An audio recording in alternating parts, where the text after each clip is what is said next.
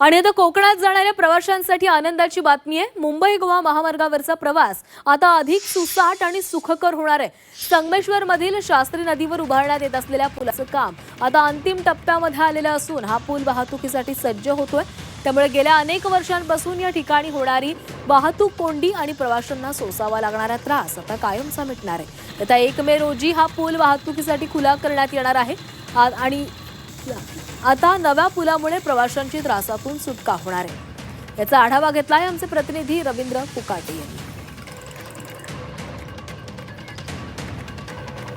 मुंबई गोवा महामार्गावरच्या संगमेश्वर तालुक्यातल्या शास्त्री नदीवरच्या सध्या मी पुलावरती आहे। आपण ही दृश्य बघतोय।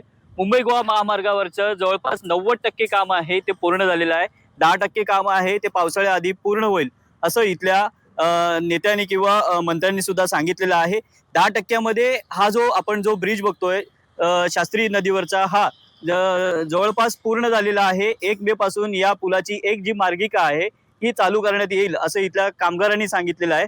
आपण बघतोय ही दृश्य आहेत संगमेश्वर नदीवरच्या शास्त्री नदीवरच्या या पुलाची अतिशय वेगाने काम सुरू आहे।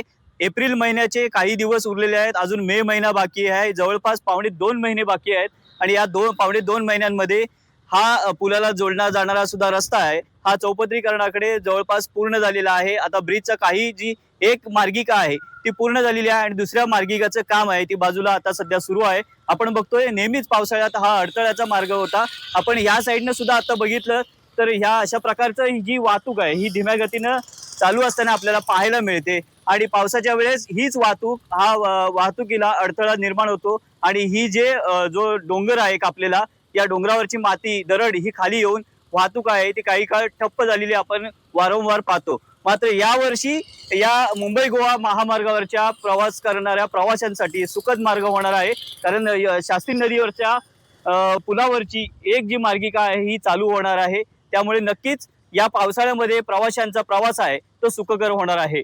रवींद्र कोकाडे, जी मीडिया, रत्नागिरी।